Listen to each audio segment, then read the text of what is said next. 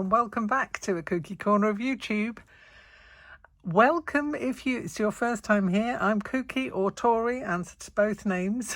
And if you are here, we are doing lots of things to do with stitching, sewing, slow stitching, crafting, painting, artwork, model making, and generally anything I can get my hands on. Sometimes a bit of crochet, sometimes a bit of knitting. Who knows? It's all a mystery. Anyway, today it's not a mystery because we're going to be having a go at making this lovely owl doll. This one is OCTAVIA, and I did promise that I would show you how to make OCTAVIA in the month of October. So this is it, Oct.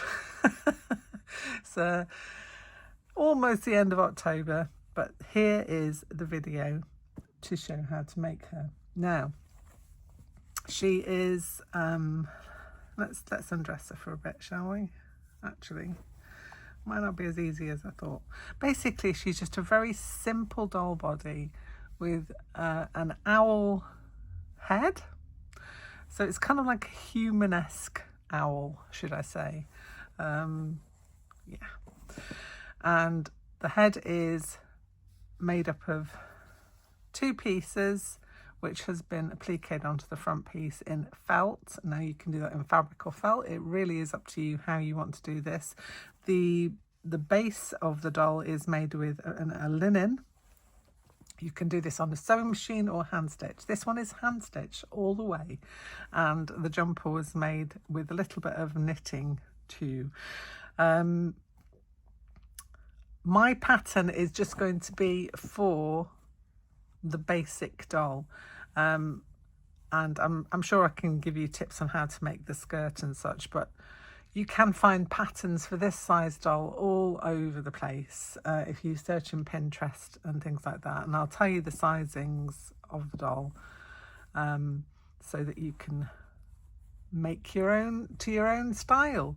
So it's just going to be for the basic doll shape.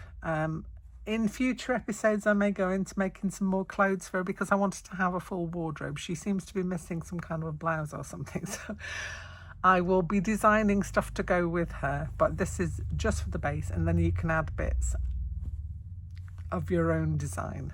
So let me find out the pattern and we'll have a little look. So this is the pattern sheet that you'll get if you join my Facebook group. Link is down below. All the patterns so far that I've made as projects, I've shared in there since July, since we first started the Facebook group. So patterns for all of those things will be in the file section in the Facebook group, but you do have to join in order to get a hold of that. It is free, everything is free, but it's just nice to have a community of people who are all interested in making a similar thing, and it's nice to share what we've made. I like that about the Facebook group. Anyway, so the pattern piece will be there for you to download and use for whatever owl you would like to make. You can make different colours. I've gone kind of a light tawny brown colour, what did you say that was? And I'm going to make some more clothes for her as well. But it's really simple.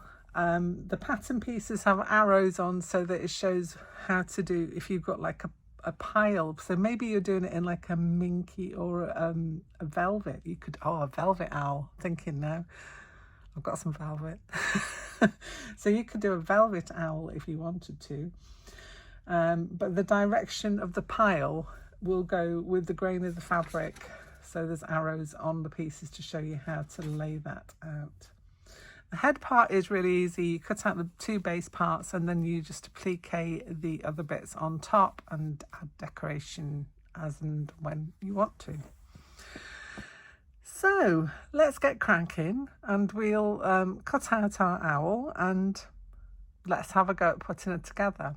Other things you're going to need thread, obviously, and if you're going to do this by hand, which I did with this one, so it is possible. It is possible to completely do this by hand without using a machine. If you want to, it's going to be quicker to use a machine. If you're going to make a few of these, maybe you want to give them away as Christmas gifts for people, then if you're going to do that's probably going to be easier and quicker for you to do that on a machine. If you're the kind of person who likes to sit and stitch at night, hand sewn perfectly, no problem at all. You can do this. So I've got a selection of fabrics. I have my base fabric, which is the linen. You probably need, I don't know, about 1/2 metre would do you well for one of these. Even a fat quarter would probably do you well for one of these as well. You'll need, if you want to do the beaded knees, that sounds rather weird, but what I did to give her some movement in her legs, I did the pattern as usual, but I put these kind of thickish beads on there. They've got quite a big hole in them. It took a little bit to get them on, I have to say, but once you got them on, everything was fine. So I'd stuff it halfway, put the bead on, and then continue with the stuffing. But it just gives that nice bend so she can sit and not sit with the legs splayed out. Although that is fine as well. Or you could stand her if you didn't do the bendy knees. So it really is a choice of your own as to which way you go. You could do that with the arms as well. I didn't with this one. But again, it could be done. So you could have some bend in the arms. Those are all choices that you can make when you come to put it together. The pattern's going to be exactly the same whichever way you do it. Right, what else do I need to tell you? You're going to need some toy stuffing or toy filling in order to stuff her. And if you want to dress her, then obviously you're going to have to search around for clothing options. I can't give you this one because this was a pattern. It's not my pattern. I just basically wanted to get her some clothes on really quickly so that she wasn't a naked owl. And I found this pattern on Pinterest that fits her perfectly. You could crochet something for her. You could do 2 granny squares and make that into some kind of a top if you wanted to. The skirt is just a rectangle of fabric that has been hemmed on one side and had elastic put in it. That's basically the skirt. So if you want to make simple clothing for her, those are the ways to go. But I'm going to, in future episodes, hopefully look at making some more clothes for this particular doll and maybe some others that I'm going to make as well. So it is a personal preference thing. So that's all you're going to need. And I will be back here soon with my pattern pieces and the fabric that I'm going to use to make my second doll, which I'm thinking about that velvet now. I'm thinking about the velvet. So I used my Munbin printer, which I showed you in a previous video, to print out the pattern. And the roll paper is the perfect thickness for pattern printing. Absolutely brilliant. So now I'm going to cut out the pieces. I'm going to find my fabric first and cut out the pieces, and I'll be back in a second. Okay, so I've cut out all my pieces. I decided to use this green linen because I have got some velvet, but I want to test it first. So I've got this kind of green linen that will work hopefully for this, looking very autumnal, I would say. These are my pattern pieces that I've cut out of tracing paper as well, just because I had these already for the first one, but I'd lost some of them, so I had to reprint the pattern so that I can get the bits for the felt that go on the eyes and the top of the head. So let's grab her. So these bits here, you can do these out of material if you like. I'm doing them out of felt because it doesn't fray and it just makes my life that little bit easier. So I'm going to cut out my felt pieces from the pattern, and before I stitch them together, actually no, I stitched them together first. So I was going to do the eyes before I stitch it together, but I think the placement is better when it's actually on and stuffed.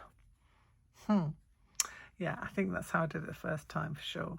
So yeah, so instead of hand sewing these this time, for quickness, I'm going to take these to the sewing machine and just over sew them, leaving little gaps for turning because these will need turning inside out. I've got 4 leg pieces, 4 arm pieces, 2 body pieces and 2 head pieces, and these are all going to go to the sewing machine now. And I will, let's just widen this a little bit for you. Oops. I will sew these together, and then I'll be back and I'll show you my tools for turning, should I say. This lady is for turning, especially dolls. So I don't know why I'm referencing Margaret Thatcher there. Anyway, weird. I'm going to go and sew these together and then I'll be back with my turning tools. Okay, so I'm back from the sewing machine. I have done a few other things as well, but just to show you what I've got, where we've got up to. So these pieces have all been sewn together and I've turned them onto the right side, so they've been turned through. I can appreciate the fact that these may not be the easiest things to turn through, but I'm going to give you a couple of tips. Let me find the one I was going to show you. I've got these that I've had for years. They're called turn through tools, and I'm sure you can find them on the internet somewhere. It's just an easier way of turning things through. You've probably got your own ways of turning things the right way around, but these are a godsend. Basically, let me show you how they work. I've left the other one on my other work desk, but I can show you one of these. So basically what you do is you take the plastic part and it goes inside like that, and you put the wooden part on and you kind of just push it up over the wooden part, and that turns it through really easily. I have got some tiny ones as well that I'm going to use when I do some more dolls, which have got don't know what I'm talking about now, but these ones, these are Cloth Doll Creations ones. These are the tiny tubes for turning hands and fingers. So if you've got really small doll pieces, those are the ones that you use to turn out those little tiny fingers and things. I've also got a set of doll needles, and I have made a few dolls in my time. And I've got some stuffing forks, which are very handy, but you know, and a chopstick will do fine. Not something with a really big point on the end, because that could push through your material. So the next thing you need to do, well, the next thing I've done, I've wanted to work on the head. So I have sewn the head up, and what I did was I left a gap on the top so that I could turn it through. Now, there are two ways you could do this. On the pattern, this felt part is the same size as the fabric parts. That means that's going to be a little bit bigger. You can just trim it down if you want to sew it on afterwards, like I've done here. Or you could sew it on previously to sewing the two together. It really is up to you how you want to do it. I've done this way just because I like the idea of fitting it perfectly to the edges, which I've done here. So I've turned this through, stuffed it with the stuffing, sewn up the top part there with a ladder stitch to pull it all together, and then I've laid my felt piece on the top of that with some pins and stitched all the way around it. And because the felt is quite forgiving, it will, if it's just slightly out, it will stretch into position, which it has done on this one. So that's another way of getting this head part done. I do the eyes retrospectively because I like to be able to position them when everything's sewn up. So I've got my pieces here, I've cut them all out of felt ready, and I can lay them on, position them wherever I need them to be. That one needs to go a bit further there, there, and there. So they're all ready now for sewing on, and I will just sew them on with a simple oversew. So just going through the fabric, obviously not going through to the back, which is easier when it's got some stuffing underneath, because you'll know if you're going through too far. And that's exactly what I'm going to do with this, and also with the beak as well. That will be done that way. So these parts get stuffed. This is the body part, and once this is stuffed, then what we need to do is get the legs ready and then they kind of fit inside here. What you want to do, this bottom bit, is be can see this. I'm just kind of turning it over slightly. This is when it's stuffed, obviously. Leave yourself a little bit of maneuver room to turn that in. And pins or clips are your best friend for this. My pins and clips are over on my sewing desk at the minute, but I'll give you an idea. And basically you'll position the legs on the inside of there, both of them together, and then sew across the bottom. So let's lift her skirt up so you can see. You know, it's not a rocket science thing, this one. It's all covered up, and when she has clothes on, so that's how that bit goes together. I had another thought on the legs as well. You could leave them straight, you could put the beads on, or if you wanted a little bit of bend but you don't have the beads, you could just stuff part way, do some stitching along where the knee would be, and then stuff the next part, and then you've got some kind of a bend in the leg. So you don't have to do the beads. In fact, I'll probably try the stitching method myself this time just to see how it works out. So we're going to do that with these. All these parts get stuffed. These didn't have a bend in them anyway. They were just straight as they are. So I'm going to stuff all these parts, position everything, finish all the sewing up. Oh, I've lost its eyeball there. There we go.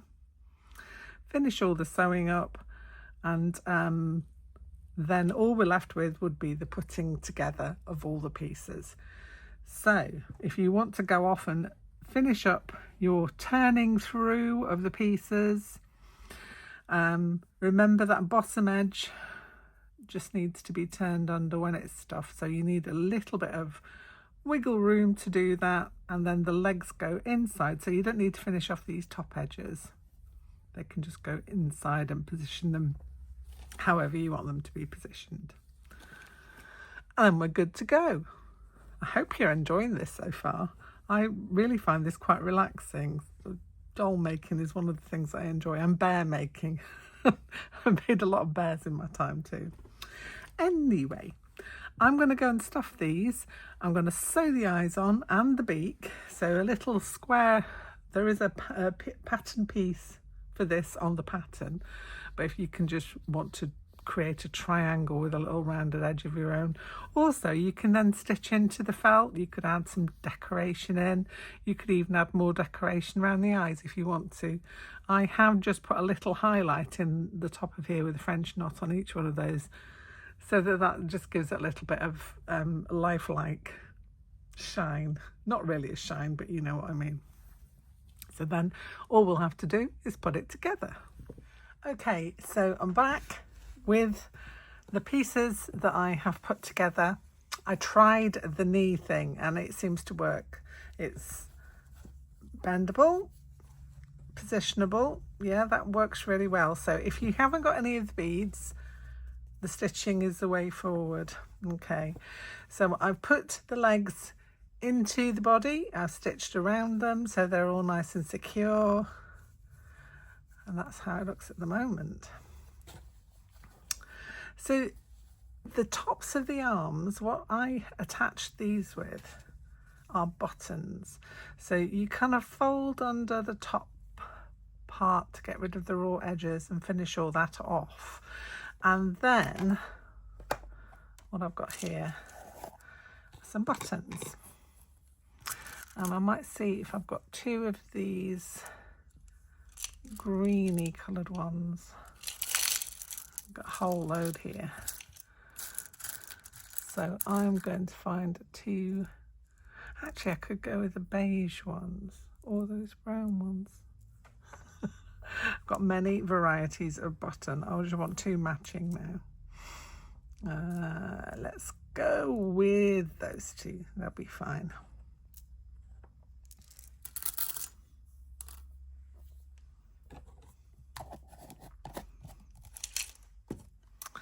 Okay, so we've got our body ready, we've got our head ready, we've got the arms ready, we've got some buttons ready to attach the arms. This is all going to come in the second part of this. I had to break it down into two because it's just going to be too long a session in one go. So The second part, we're going to put all these together. We're going to attach the head, and I'm going to show you how to button joint the arms. That's it for this time. I will be back soon with the rest of putting Octavia together, and so I hope to see you back here then very soon. Bye for now.